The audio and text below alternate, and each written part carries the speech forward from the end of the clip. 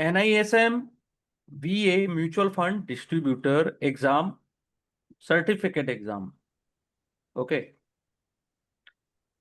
तो आज से अपन इसकी तैयारी शुरू करेंगे, लेकिन उससे पहले मैं आप लोगों को कुछ बेसिक बताना चाहता हूँ कि अगर आप NISM का कोई भी एग्जाम देना चाहते हैं, चाहे वो म्यूचुअल फंड हो, डेरिवेटिव हो या रिसर्च एनालिस्ट हो, तो सबसे पहले आपको NISM की वेबसाइट पे अपनी प्रोफाइल बनानी होती है। प्रोफाइल में आप नाम, अपना एड्रेस, पैन कार्ड और फोटो, आधार, यानी कि एड्रेस डिटेल पूरा फिलअप करेंगे तो विद इन 72 आवर्स वो अप्रूव हो जाता है। उसके बाद आप NISM का कोई भी एग्जाम दे सकते हैं। आप एग्जाम की फीस जो NISM लेती है वो 1500 है। ठीक है। एग्जाम 2 आवर्स के होते हैं, 100 questions, maximum passing mark 100, passing percentage 50, validity of certificate 3 years.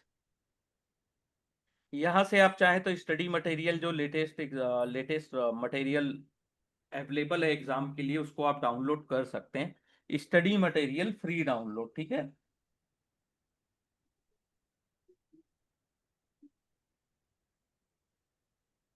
यहाँ पे आप एग्जाम सेंटर के बारे में डिटेल है, आप जो भी एग्जाम सेंटर चूज करना चाहें उसके बारे में आप डिटेल यहाँ से पता कर सकते हैं। ठीक है। एग्जाम कहीं भी ऑल ओवर इंडिया जहाँ भी उनके सेंटर है, आप जब चाहो अपनी मर्जी के अकॉर्डिंग दे सकते हो। ठीक है। ये एग्जाम कैलेंडर अभी अवेलेबल है सितंबर, अक्टूबर और नवंबर मंथ का। तो यहाँ अगर आप डाउनलोड करते हैं तो ये पूरी डिटेल आ जाती है। ठीक है। Center wise any question related to this, कोई अगर कोई क्वेश्चंस हो आप लोगों के NISM एग्जाम से रिलेटेड। देखो, एग्जाम थोड़ा डिफिकल्ट आता है, थोड़ा डिफिकल्ट आने लगा है। आपको 50 नंबर पाने के लिए भी बहुत डिटेल में स्टडी करनी होगी। ऐसा नहीं है कि आप गए और माइनस मार्किंग नहीं है तो आप कुछ भी आंसर टिक करेंगे और आप अच्छे नंबर ले आए, उसकी पॉसिबिलिटी अब कम है। ठीक है। कंपटीशन बहुत हाई है, तो आपको बहुत ज़्यादा तैयारी करनी होगी। एनी क्वेश्चंस आप जो पूछना चाहते हो, कोई आपको डाउट डिटेल चाहिए तो बताइए, वरना हम PDF अपना क्लास स्टार्ट करते हैं चैप्टर 1 से। आपको डिटेल में स्टडी करनी पड़ेगी वर्कबुक के अकॉर्डिंग, अगर आपको अच्छे नंबर लाने हैं और फर्स्ट अटेम्प्ट में ही उससे पास करना है तो। Any questions?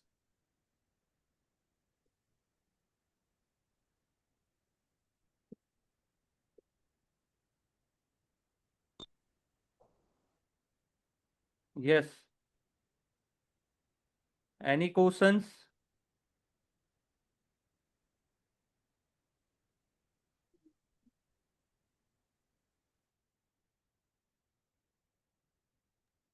No no. No questions, okay, very good. देखिए, एग्जाम ये 314 अप्रोक्सीमेटली आप अगर कैलकुलेट करेंगे 300 पेज है ये। 320 पेजेस, 314। ठीक है। पहले 368 पेजेस की बुक थी वर्कबुक, अब थोड़ा उन्होंने कम कर दिया है, आई डोंट नो व्हाई। ठीक है। लेकिन स्टडी आपको डिटेल में करनी होगी। आजकल थोड़े लॉजिकल क्वेश्चंस आने लगे हैं। जो लास्ट अभी कुछ दिन पहले स्टूडेंट्स ने एग्जाम दिया, जिनकी तैयारी थी कि वो 90+ स्कोर कर सकते थे, उनके स्कोर 70 तक ही रह गए। और जिनको ऐसा था कि एनी हाउ 50-60 लाना है, तो उन्होंने स्टडी नहीं की थी, तो उनके नंबर भी कम आए।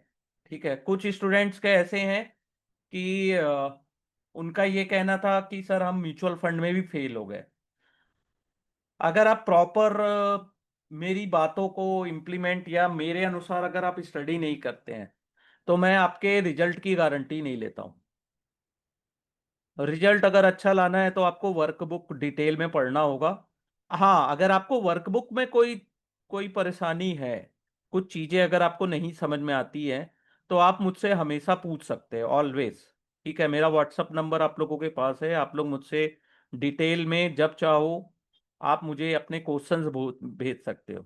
लेकिन कुछ स्टूडेंट भेजते हैं कि सर हम कैसे पास हो जाएं, एनी हाउ जुगाड़ से पास करा दीजिए, या फिर कुछ लोगों का कहना है कि एमसीक्यू दे दीजिए तो उससे हम पास हो जाएं, कोई बोलते हैं नोट्स दे दीजिए। देखिए ये सब चीजें काम तब आती है जब आपने डिटेल में स्टडी किया है। और no doubt NISM mutual fund जो वीए एग्जाम है, सबसे इजी एग्जाम है, सबसे इजी एग्जाम है, ठीक है। लेकिन थोड़ा सा पैटर्न अब डिफिकल्ट हो गया है। लेकिन एनआईएसएम के अदर्स एग्जाम के कंपेयर में सबसे easy exam NISM mutual fund का है। उसका रीजन एक सिंपल सा है, इसमें कोई माइनस मार्किंग नहीं होती है। बाकी जितने भी एनआईएसएम के एग्जाम्स है उसमें माइनस मार्किंग होती है, ठीक है। इसलिए सबसे इजी एग्जाम की कैटेगरी में है। वरना सबसे ज्यादा जो वास्ट सिलेबस, बहुत डिटेल में जो सिलेबस है वो म्यूचुअल फंड का ही है। आपको बहुत डिटेल में पढ़ना होगा। आने वाले टाइम में जब भी आप एग्जाम पास करते हो एनआईएसएम म्यूचुअल फंड डिस्ट्रीब्यूटर का, तो क्या करोगे आप? या तो आप किसी कंपनी में जॉब करोगे, या तो आप खुद का एक इंडिविजुअल म्यूचुअल फंड डिस्ट्रीब्यूटर बनोगे। दोनों ही केस में क्लाइंट से आप डील कैसे करोगे जब आपका नॉलेज ही नहीं है? अगर आपका नॉलेज अच्छा नहीं है म्यूचुअल फंड से रिलेटेड, या म्यूचुअल फंड के बारे में आपको ज्यादा कुछ पता नहीं है, आप कैसे एग्जाम क्लियर, कैसे क्लाइंट को कन्विंस करेंगे? कोई बता सकता है शॉर्टकट में? अगर आपका कोई क्लोज रिलेटिव भी है तब भी आपसे वो फर्स्ट टाइम तो ले लेंगे म्यूचुअल फंड, या हो सकता है कि 50,000 लाख 2 लाख रुपए इन्वेस्टमेंट कर भी दिया उन्होंने, ठीक है। लेकिन क्या आपको लगता है कि आप उन्हें कन्विंस सही तरीके से कर पाएंगे? क्या आप उन्हें सही तरीके से या उनके इन्वेस्टमेंट ऑब्जेक्टिव के अनुसार उन्हें प्रोडक्ट समझा पाएंगे? बताइए। जब तक आपको नॉलेज नहीं होगा कैसे करोगे आप? यस।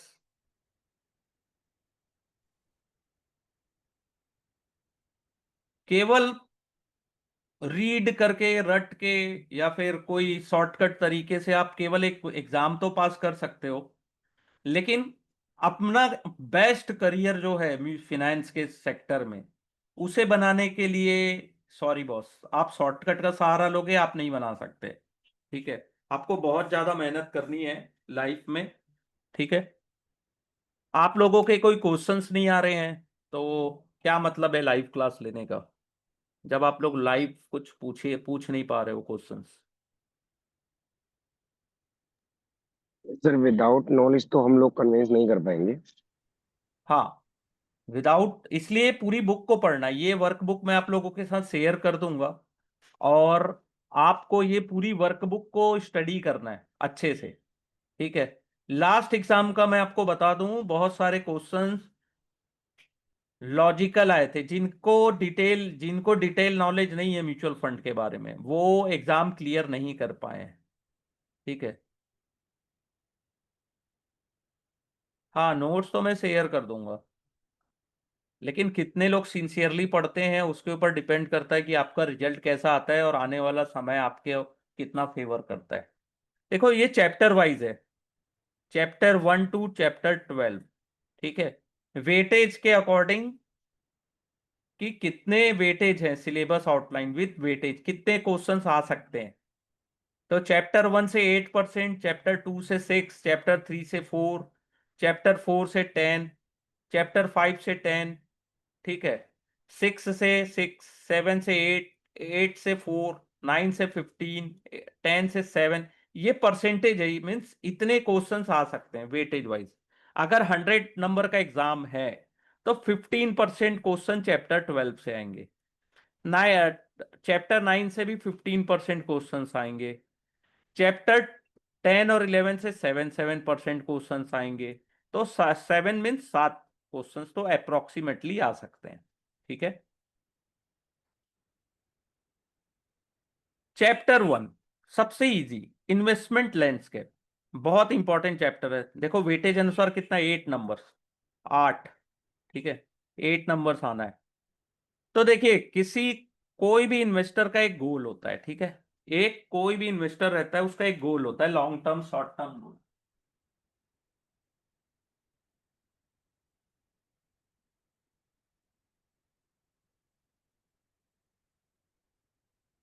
आप किसी भी इन्वेस्टर या आपके पास कोई इन्वेस्टर आता है तो क्या क्वेश्चंस पूछता है? Please suggest some good investment. Which mutual fund should one buy this year? कौन सा म्यूचुअल फंड हमको बाय करना चाहिए? कौन सा इन्वेस्टमेंट बेस्ट है? कौन सी म्यूचुअल फंड स्कीम बेस्ट है? What is which is the best investment? क्या आपको इन्वेस्ट करना चाहिए स्टॉक और रियल एस्टेट में? What is your view of stock market? ठीक है, ये एक कॉमन क्वेश्चंस है, ठीक है, आपको रेगुलर सुनने को मिलते होंगे, ठीक है। तो वाई इन्वेस्टमेंट? इन्वेस्टमेंट क्यों जरूरी है?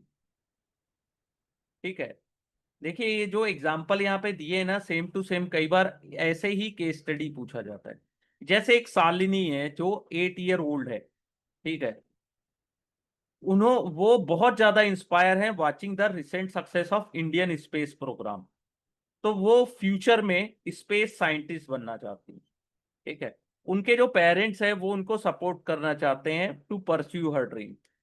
रविंद्र है 45 ईयर ओल्ड, इंजीनियर है मल्टीनेशनल फर्म में, ठीक है। उनकी कंपनी उनको पेंशन प्लान नहीं प्रोवाइड करती है।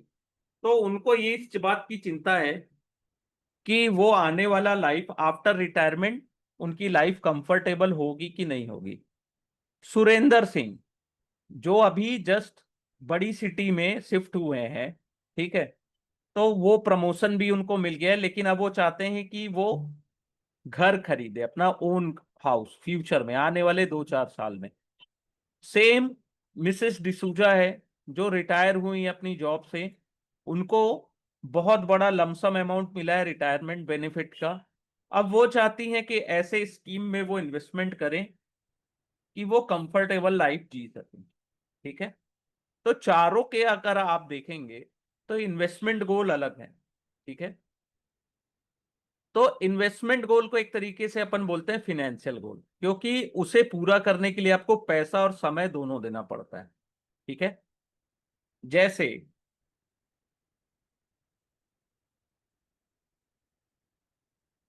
एक शालिनी की बात करते हैं जो 8 साल की है, तो उन्हें पैसे की जरूरत अभी नहीं पड़ेगी। कब पड़ेगी? जब वो 18 ईयर्स की हो जाएंगी, जब उनको एजुकेशन के लिए बड़े इंस्टीट्यूट जाना होगा, ठीक है। सुरेंद्र सिंह जिनको घर की जरूरत है, उनका एक फाइनेंशियल गोल है, तो आने वाले 2 साल 4 साल 5 साल में वो घर खरीदना चाहते हैं।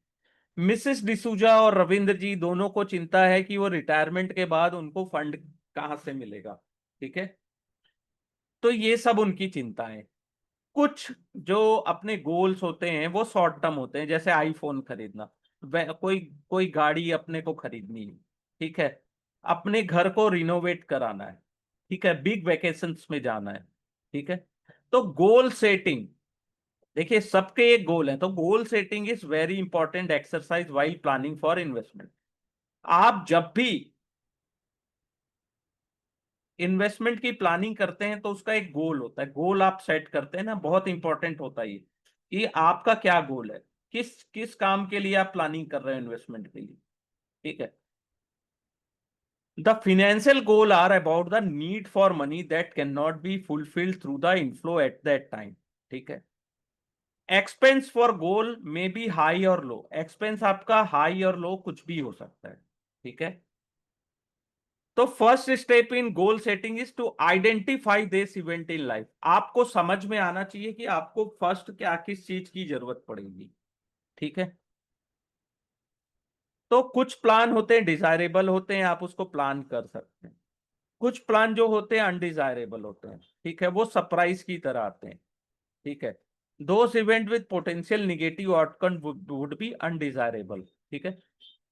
जैसे किसी फैमिली में डेथ हो जाना, फैमिली मेंबर की hospitalisation, accident, theft and fire, ठीक है। One can not plan to fund the expense associate with such event through investment, ठीक है।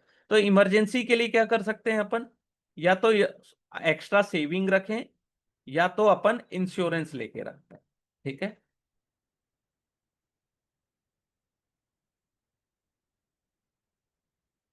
तो कुछ गोल हमारे शॉर्ट टर्म होते हैं और कुछ लॉन्ग टर्म गोल होते हैं। जैसे जैसे मैंने बताया था कि शालिनी का हायर एजुकेशन जो 10 साल बाद के लिए, तो वो short term goal, long term goal है। रविंद्र, जिनको पेंशन फंड की जरूरत है, आज वो 45 ईयर के थे, तो उनको पैसे की जरूरत कब पड़ेगी?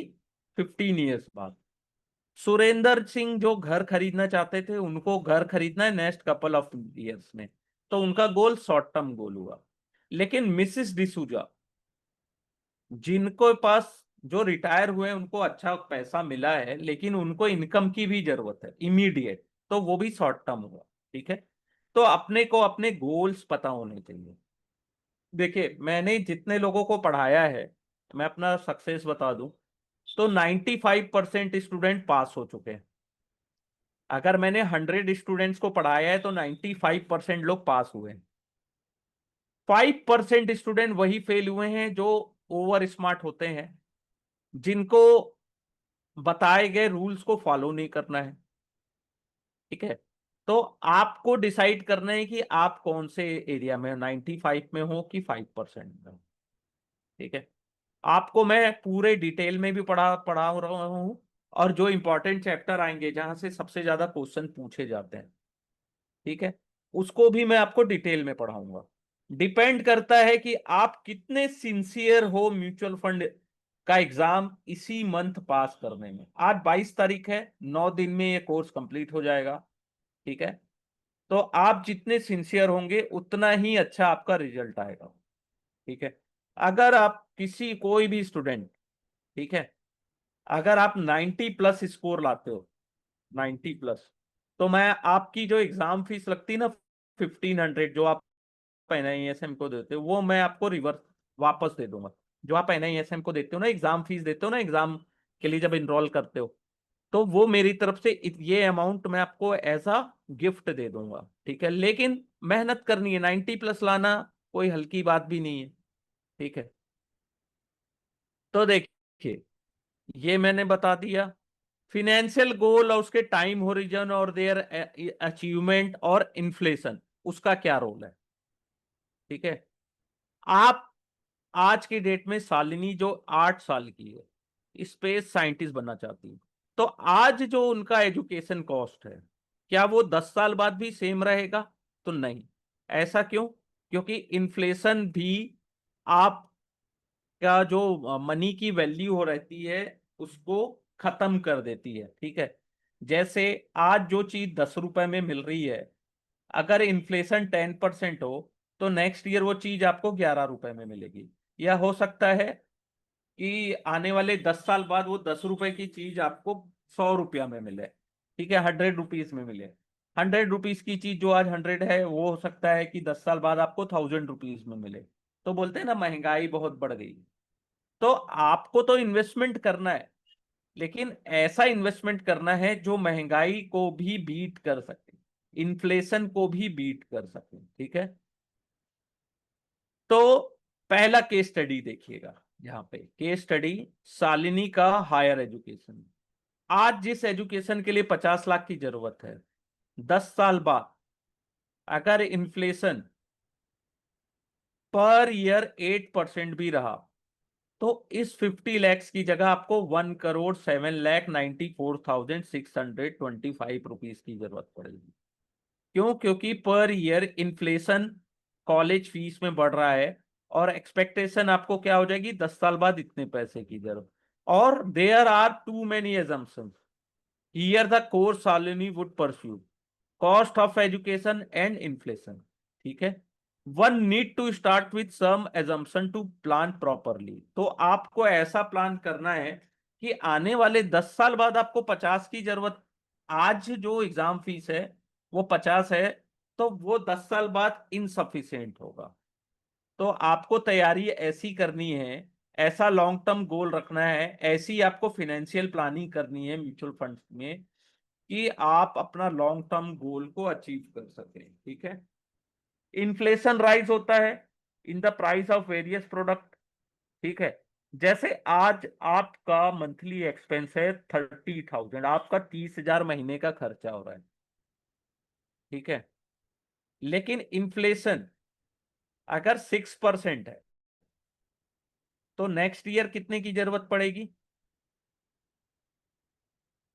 31,000। 10 साल बाद जो 30,000 रुपए आपको आज जरूरत पड़ रहा है, 10 साल बाद आपको 53,000 की जरूरत होगी। और उसके 10 साल बाद 96, यानी 20 साल बाद आपका सेम जो 30,000 एक्सपेंस आज है वो 96,000 होगा 20 साल बाद। ठीक है। तो पहले इन्वेस्टमेंट को समझने से पहले आपको मैंने इन्फ्लेशन समझा दिया कि इन्फ्लेशन कितना नुकसानदायक होता है इन्वेस्टमेंट के लिए।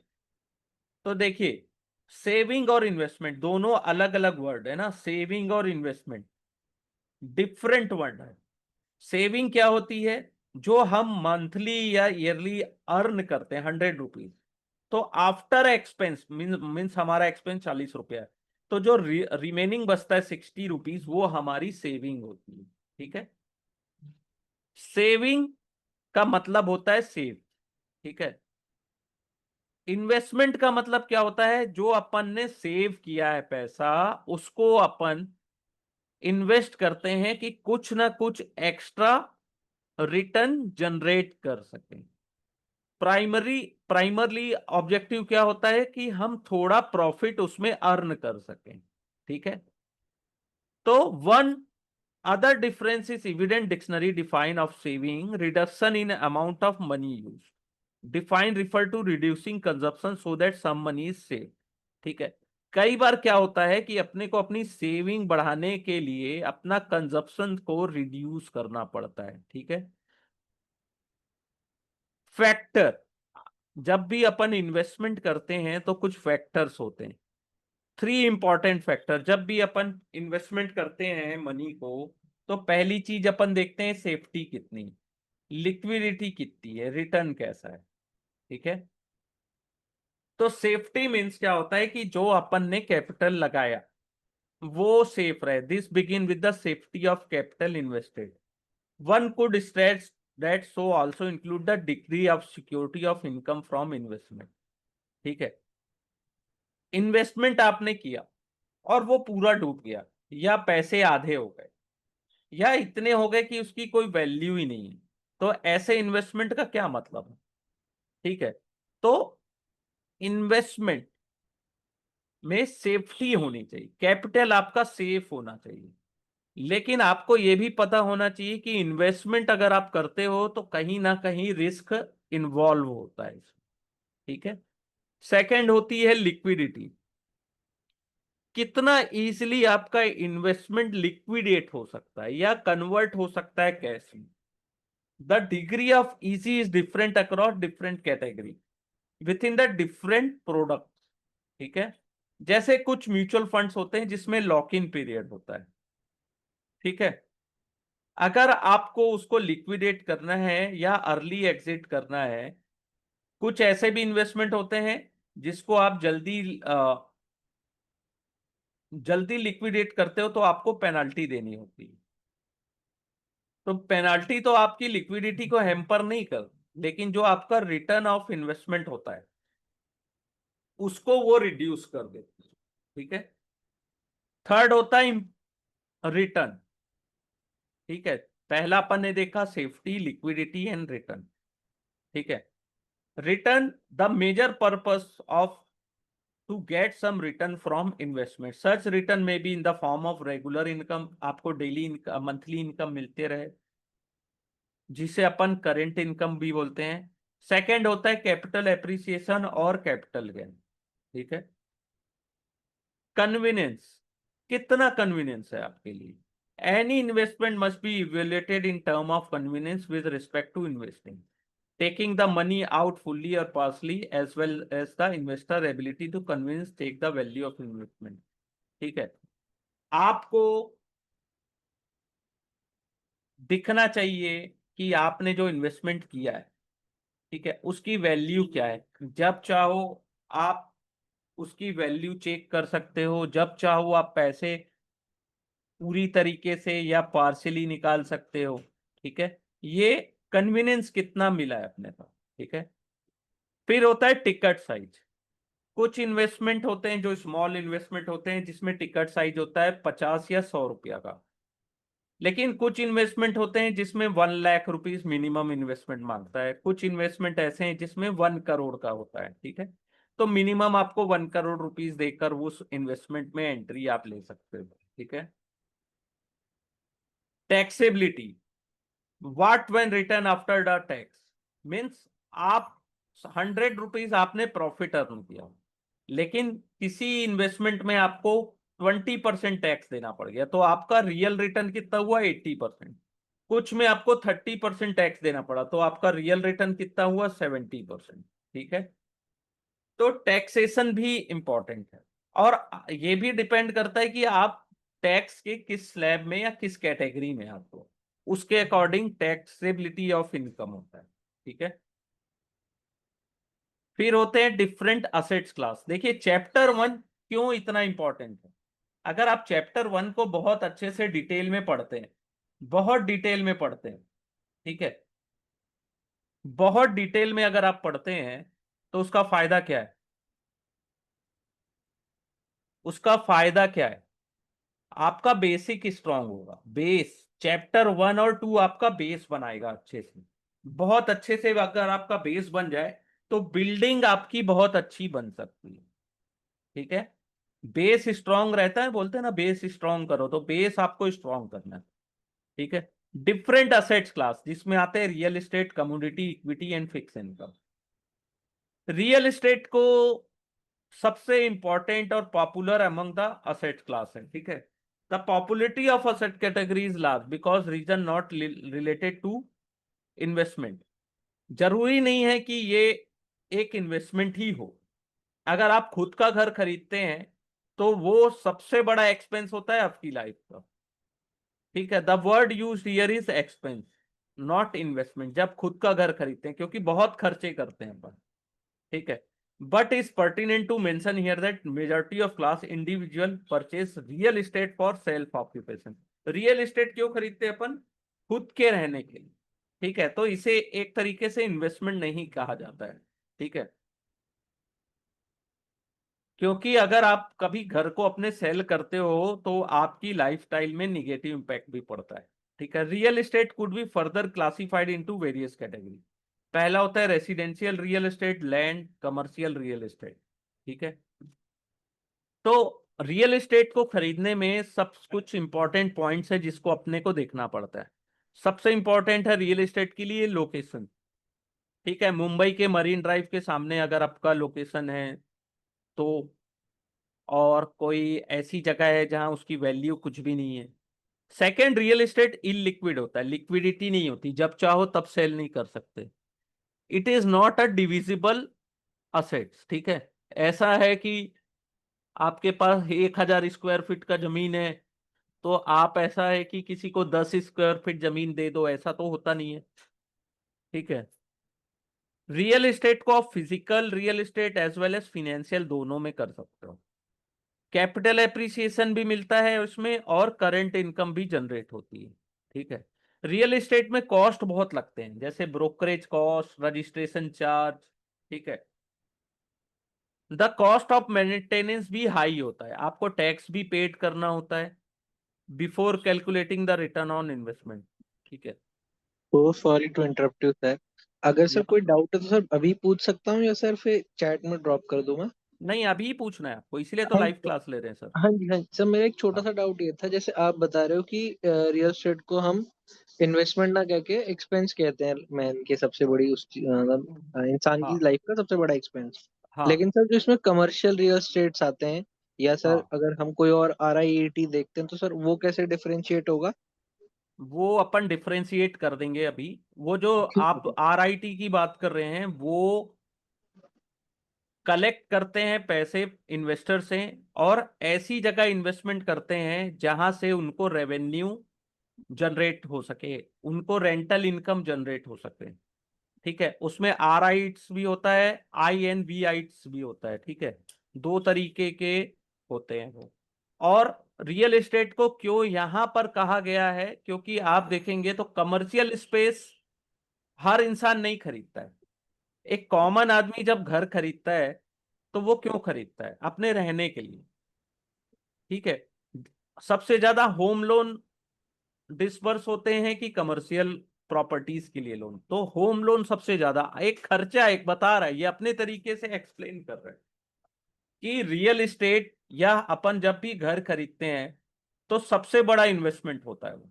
चाहे वो बहुत बड़े पैसे वाले लोग भी रहें तो वो उनका भी, अगर वो घर खरीदते हैं तो 10 करोड़ 20 करोड़ का एक घर होता है। अंबानी जी का भी आप घर देख लो तो उन्होंने सबसे बड़ा इन्वेस्टमेंट अपने घर में ही किया है मेरे ख्याल से। तो एक तरीके से यहाँ पे समझाने की ये कोशिश की गई है कि रियल एस्टेट इन्वेस्टमेंट तो है, लेकिन साथ में ये सबसे बड़ा एक्सपेंस होता है लाइफ का, क्योंकि आप बहुत बड़ा अमाउंट आप खर्चा करते हो यहाँ पे, बहुत बड़ा अमाउंट खर्चा करते हो। ठीक है, अगर आपके पास घर ना हो तो उसका भी एक नेगेटिव इम्पैक्ट होता है। ठीक है, तो यहाँ पे उसको समझाने की कोशिश की गई है।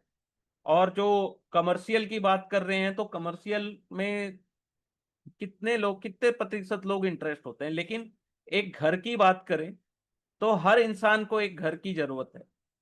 ठीक है, तो उसी को एक्सप्लेन करने की कोशिश की गई है। और ये जो पॉइंट्स मैंने बताया अभी, यहां से क्वेश्चंस बनता है। ठीक है, सेकंड होता है कमोडिटीज। कमोडिटीज क्या होते हैं? कमोडिटीज जैसे अपन डेली कंज्यूम करते हैं, जैसे एग्रीकल्चर कमोडिटीज। ठीक है, पेट्रोलियम, ठीक है, वो भी कमोडिटीज है, पेट्रोल और diesel. Metals, gold and silver.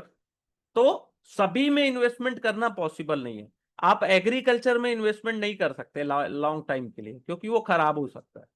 Petrol and diesel के प्रोडक्ट्स में आप इन्वेस्टमेंट, पेट्रोल और डीजल को आप इन्वेस्ट नहीं कर सकते एज अ कमोडिटी, क्योंकि उसका स्टोरेज कॉस्ट हाई है। लेकिन गोल्ड और सिल्वर, इसको आप, इस पर आप इन्वेस्टमेंट कर सकते हो, क्योंकि ये स्टोर भी लंबे समय के लिए कर सकते हो, इसका कॉस्ट ऑफ स्टोरिंग भी ज्यादा नहीं आता है।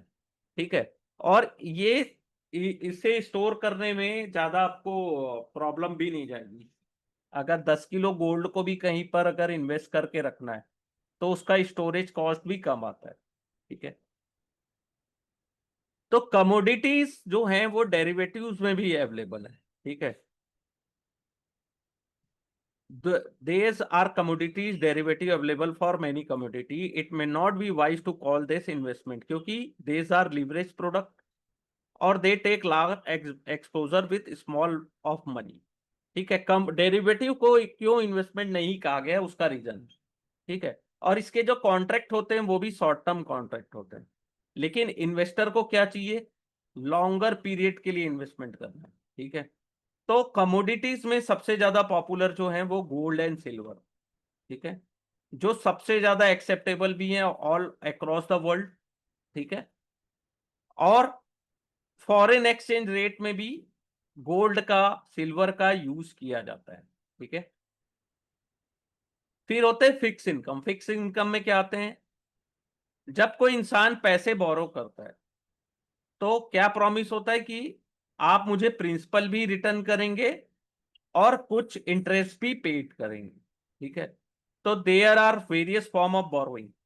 ठीक है, जैसे बॉन्ड्स एंड डिवेंचर्स। ठीक है, इशूअर्स कौन होते हैं इस टाइप के बॉन्ड्स एंड डिवेंचर्स के? Companies, union, but union government, state government, municipal corporation, bank, financial institute, public sector enterprises. कुछ बॉन्ड्स होते हैं वो रेगुलर इंटरेस्ट पेड करते हैं, जिसे अपन करंट इनकम भी को बोलते हैं। ठीक है, और कुछ जो होते हैं,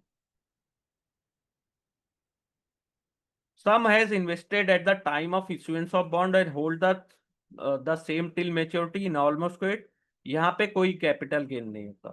ठीक है, कुछ जो ट्रांजेक्शन होते हैं वो सेकेंडरी मार्केट के भी थ्रू होते हैं। ठीक है, तो when at the time of buying at the time of selling both may result into capital gain और लॉस। क्या है कि बॉन्ड को अपन क्या करते हैं, जब वो ऑफर होता है, इशू होता है, उसे तब अपन बाय करते हैं और उसे होल्ड करते हैं मेच्योरिटी तक। ठीक है, तो वहां पे कोई कैपिटल गेन नहीं होता। लेकिन जब अपन उसे सेकेंडरी मार्केट में बाय सेल करते हैं ना, बहुत बार, यानी कि ट्रेडिंग करते हैं, तो उसका रिजल्ट होता है, उसे अपन बोलते हैं कैपिटल गेन और लॉस। तो फिक्स इनकम का फायदा क्या है? एक तो आपका कैपिटल है वो प्रोटेक्ट रहेगा, और आपको रेगुलरली, ठीक है, इनकम जनरेट करके इंटरेस्ट, ऐसा इंटरेस्ट आपको पैसे भी मिलते रहेंगे, जिसे अपन करेंट इनकम भी बोलते हैं। ठीक है। फिर होता है इक्विटी। इक्विटी का मतलब होता है कि हम बिजनेस की ऑनरशिप खरीद रहे हैं, पार्ट ऑनरशिप। ठीक है। तो इक्विटी जनरेट करता है, जो इक्विटी, जो हिस्ट्री कहती है, पूरा इतिहास कहता है कि इक्विटी जो रिटर्न जनरेट करके देता है वो होता है excess of inflation, which mean the purchasing power of one money has increase over the year. ठीक है। वो it also deliver higher return other than in other investment avenue, यानी कि बाकी इन्वेस्टमेंट एवेन्यू से ज्यादा रिटर्न जनरेट करके equity देता है। ठीक है। जैसे 1979 में सेंसेक्स 100 के लेवल पे था, आज 66,000 में है जुलाई 23 में। तो 16% पर ईयर एप्रिसिएट हुआ, कंपाउंडेड एनुअली अगर अपन बात करें। ठीक है। इक्विटी में आपको कैपिटल एप्रिसिएशन भी मिलता है। ठीक है। साथ में आपको डिविडेंड भी मिलता है, लेकिन डिविडेंड कोई गारंटी नहीं है। और डिविडेंड कहां से मिलता है? अगर कोई कंपनी अच्छा कर रही और उनके पास प्रॉफिट भी हो रहा है, तो उस प्रॉफिट को अपने शेयर होल्डर्स को वो देते हैं। ठीक है। कंपनी अगर अच्छा करती है तभी आपको डिविडेंड मिलेगा। ठीक है। नहीं करती, लॉस में है, तो आपको जरूरी नहीं है कि आपको डिविडेंड मिले ही मिलेगा, ऐसा 100% गारंटी नहीं है अपनी। ठीक है।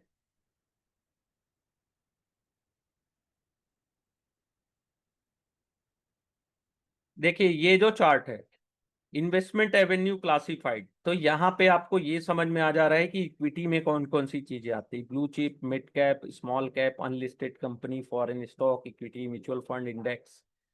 फिक्स इनकम में bonds, recurring deposit, FD with bank, endowment policy, money back policy, PPF, Sukanya Samriddhi, senior citizen saving scheme, post office monthly income scheme. ठीक है।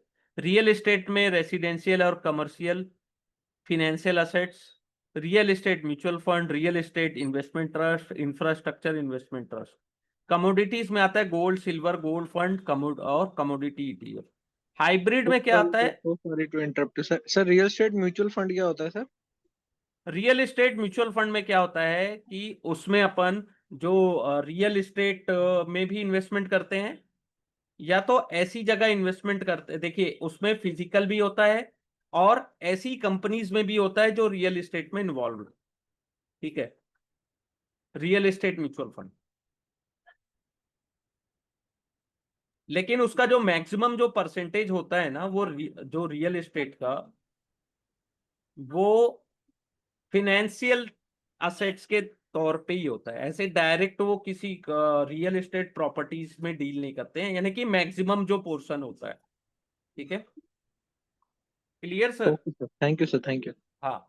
तो वो रियल एस्टेट म्यूचुअल फंड होता है। रियल एस्टेट इन्वेस्टमेंट ट्रस्ट क्या होता है, ये भी आपने शायद पूछा था।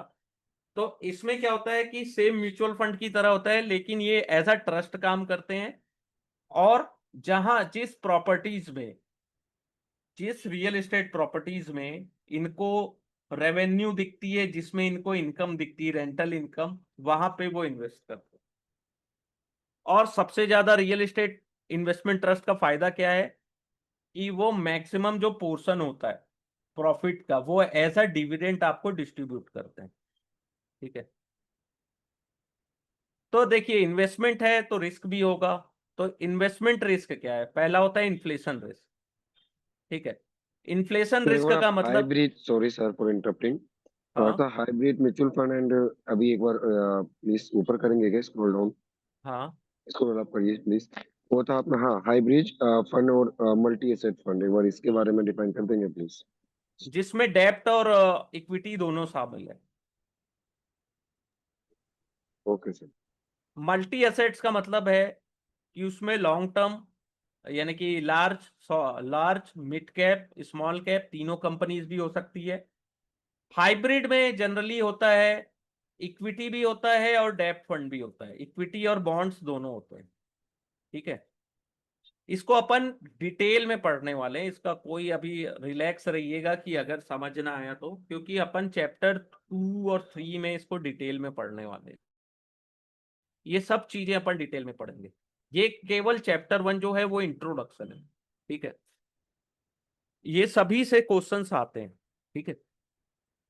इन्वेस्टमेंट रिस्क पहला होता है इन्फ्लेशन। आज वो आपको 10,000 मिल रहा है, ठीक है, जो सामान आप 10,000 में बाय कर रहे हो, 5 साल बाद अगर इन्फ्लेशन 8% है तो सेम 10,000 का जो आइटम है आपको वो 14,693 में मिलेगा। क्यों? क्योंकि जो परचेसिंग पावर होती है ना मनी की, उसको इन्फ्लेशन इरोड कर देता है, ठीक है। इसलिए इन्फ्लेशन देखते आपने देखा होगा कि जब भी इन्फ्लेशन रिलेटेड न्यूज आती है तो मार्केट भी रिएक्ट करता है उसके अनुसार। सेम अगर 8% इन्फ्लेशन है पर ईयर, तो 10 साल बाद जो सामान आज आपको 10,000 में मिल रहा है वो 21,000 में मिलेगा, और हो सकता है कि 30 साल बाद आपको वही सामान 1,00,000 रुपए में मिल जाए। तो इन्फ्लेशन क्या करता है? परचेसिंग पावर को इरोड कर देता है, मनी की परचेसिंग पावर को इरोड कर देता है। सेकंड होता है लिक्विडिटी रिस्क। लिक्विडिटी मीन्स जब आप चाहो बाय करो, जब चाहो एग्जिट कर लो। आप जिस प्राइस में चाहते हो उस प्राइस में, फेयर प्राइस जो होती है ना, जैसे आपको आज 100 रुपए की जरूरत है, आपने कहीं इन्वेस्टमेंट किया है, अगर आप 100 रुपीज है आपके फंड में, ठीक है, जहां भी आपने इन्वेस्टमेंट किया, आप सेल करना चाह रहे हो, वो सेल नहीं हो रहा, या तो सेल हो रहा है तो 100 की चीज आपको 80 में सेल करना पड़ रहा है। क्यों? क्योंकि आपके पास खरीदार नहीं है और आपको मजबूरी है कि आपको पैसे की भी जरूरत है, तो आपको उसे 80 में भी सेल करना पड़ेगा, ठीक है। तो ये होता है लिक्विडिटी। कई बार ये भी होता है कि आपने लॉक इन पीरियड में रखा हुआ है, ठीक है। लॉक इन पीरियड में तो आप पैसे तो निकाल ही नहीं सकते, क्योंकि वहां पे भी लिक्विडिटी नहीं होती। कई जगह आपको एग्जिट लोड देना पड़ता है। एग्जिट लोड मीन्स आपने शॉर्ट टर्म के लिए इन्वेस्टमेंट किया, आपको और पहले जरूरत पड़ गई पैसे की, तो आपको एग्जिट लोड देना पड़ेगा, ठीक है। म्यू जो पीपीएफ होता है उसमें स्टार्टिंग पीरियड में लिक्विडिटी नहीं होती, लेकिन आफ्टर 5 ईयर उसमें पार्शियल लिक्विडिटी आ जाती है, ठीक है। सबसे ज्यादा जो इलिक्विड होता है वो रियल एस्टेट होता है, सबसे कम लिक्विडिटी होती है। और जो इक्विटी होती है उसमें सबसे ज्यादा लिक्विडिटी होती है, इक्विटीज, ठीक है। शेयर्स में सबसे ज्यादा लिक्विडिटी होती है। आप जब जब उठो तब बाय कर लो, जब चाहो तब सेल कर दो, ठीक है। उसमें जो 1-2 रुपए का इम्पैक्ट कॉस्ट पड़ता है वो डिफरेंट थिंग है, लेकिन मैक्सिमम जो इक्विटीज होती है उसमें आपको लिक्विडिटी आप कभी फेस नहीं किया होगा, ठीक है। क्रेडिट रिस्क का क्या मतलब होता है, कोई बता सकते हैं आप लोगों में से? रीपेमेंट कैपेसिटी सर किसी कंपनी की कैसी है? रीपेमेंट, क्रेडिट हाँ हाँ क्रेडिट रिस्क वो होता है जिसमें हम क्रेडिट के थ्रू कोई लोन तो ले लेते हैं, बट उसमें हमें भरने में कि उसकी कोई कंफर्म नहीं है कि वो आएगा या नहीं आएगा हमारा। हाँ। देखिए, मैं इशूअर हूं, मैं कंपनी हूं, आपने मेरे मेरे बॉन्ड्स खरीदे, ठीक है। तो मैं तीन चीजें हैं, या तो मैं आपको बॉन्ड ऑनर करूंगा, आपको इंटरेस्ट देते रहूंगा टाइमली, ठीक है, या तो आपको बोलूंगा कि कुछ समय बाद दूंगा, ठीक है। जो टाइम था कि मैं बोला कि आपको हर महीने की 15 तारीख को मैं इंटरेस्ट देते रहूंगा, लेकिन मैं नहीं दे रहा। या तो मैं ऐसा कर रहा हूं कि 15 की जगह 30 को दे रहा हूं, ठीक है, 15 तारीख की जगह अब 30 हो गई। या तो मैं आपका पेमेंट पे इंटरेस्ट भी नहीं दे रहा हूं और प्रिंसिपल भी नहीं दे रहा हूं। इसे बोलते हैं क्रेडिट रिस्क। मीन्स मैं अपनी ऑनर, जो मैंने ऑब्लिगेशन की थी, मैंने जो प्रॉमिस किया था उसको मैं डिफॉल्ट कर रहा हूं, मैं आपको पैसे ही नहीं दे रहा, ठीक है। Default on payment, any delay और डिफॉल्ट इन पेमेंट, उसको क्रेडिट रिस्क बोलते हैं। द एबिलिटी ऑफ बारोवर, पहला खत्म है। या तो इंटेंशन ऑफ बारोवर, बारोवर देना ही नहीं चाहता आपको पैसे, तब क्या कर लोगे? एबिलिटी नहीं है, ठीक है, लोन में डिफॉल्ट हो गया, कंपनी बंद हो गई, लेकिन दिख रहा है कि इंटेंशन ही नहीं है बारोवर का देने का, जैसे विजय माल्या जो बोलते हैं ना कि अरे पैसे लेके चले गए, इंटेंशन नहीं थी, ठीक है। तो ये दो चीजें होती है क्रेडिट रिस्क में, ठीक है। मार्केट रिस्क क्या होता है? मार्केट रिस्क और प्राइस रिस्क, जब कोई सिक्योरिटी मार्केट में ट्रेड होती है, तो पीपल कैन बाय और sell the same based on their opinions, ठीक है। It doesn't matter whether their opinion are based और फैक्ट, ठीक है। तो कुछ चीजें होती हैं, जैसे सिंस द ओपिनियन में चेंज वेरी फास्ट, प्राइस में fluctuate more in comparison to fact related to security, ठीक है। तो दो चीज होती है, मार्केट और प्राइस रिस्क।